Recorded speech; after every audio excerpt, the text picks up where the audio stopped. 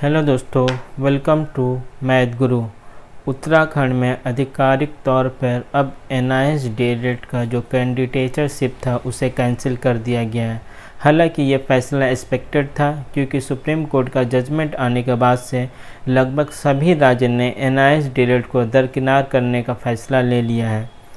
NIS DELED का सबसे पहले बाहर करने का जो शुरुआत हुआ था उत्तराखंड से ही हुआ था। जब NIS DELED पूरे देश में मान्य था तब सबसे पहले उत्तराखंड के BJP सरकार ने ही NIS DELED को रोकने के लिए हाई कोर्ट का दरवाज़ा खटखटाया था और शुरुआती तौर पर NIS DELED को लेने से पूरी तरीक़ा से मना कर दिया था। उसके बाद से बहुत अलग अलग तरीक़ा से केस किया गया। फिर ये मामला पूरी तरीक़ा से उत्तराखंड के BJP गवर्नमेंट के द्वारा ही हाईलाइटेड किया गया कि यह कोर्स जो है 18 महीना का है, ना कि 24 महीने का है।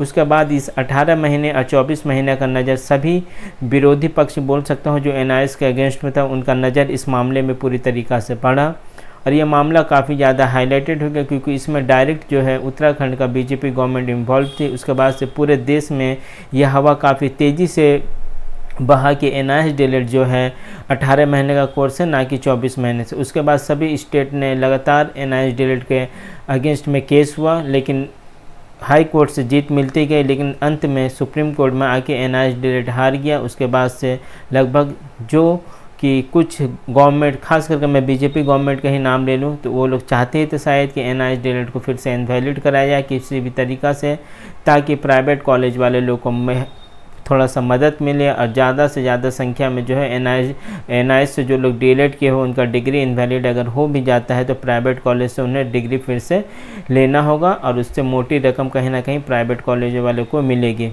खैर, ये सब हम लोगों को पता हो चुका है क्योंकि अगर गवर्नमेंट का मन साफ़ रहता और मनसा साफ़ रहती इस डिग्री को वैलिड कराने के लिए, तो आज 7 से 8 महीना तक हमें इस तरह का दर का ठोकर नहीं खाने पड़ता। इस पॉलिटिशियन के पास दौड़ कर जाना पड़ रहा, उस पॉलिटिशियन के पास ये हाई कोर्ट वो हाई कोर्ट नहीं करना पड़ता। सरकार का सिर्फ काम था एक पेज का, उसे सिर्फ एक NCT के थ्रू एक रिकॉग्नाइजेशन या लेटर बोल सकते इश्यू करना था कि NIS से जो लोग DELED किए हुए अपेंडिक्स 9 के थ्रू जो है मिनिमम क्वालिफिकेशन को क्राइटेरिया को फुलफिल करते हैं और फ्रेश रिक्रूटमेंट के लिए वो पूरी तरीक़ा से एलिजिबल है। बस यही एक पेज का उन्हें रिकॉग्नाइजेशन लेटर बोले या नोटिस इशू करना है NCT से, जो कि आज 7 से 8 महीने हो गया, अभी तक इशू नहीं हुआ है।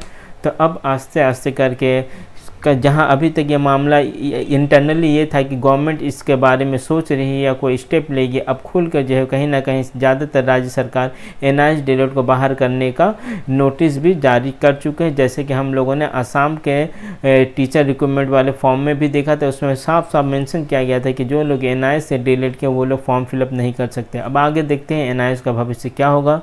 दिल्ली में जोरदार प्रदर्शन करने की तैयारी है क्योंकि बिना प्रदर्शन के शायद अब NIS DELED को वैलिड कराना नामुमकिन लग रहा है, असंभव लग रहा है, क्योंकि सरकार पूरी तरीक़ा से संवेदनहीन बने हुए NIS DELED को मसले को लेकर। तो खैर, सोमवार को कलकत्ता हाईकोर्ट में एक इम्पॉर्टेंट हेयरिंग है NIS DELED से रिलेटेड। कोई भी नया अपडेट आता तो मैं आपको अपने इस चैनल पर देने का कोशिश करूँगा। धन्यवाद।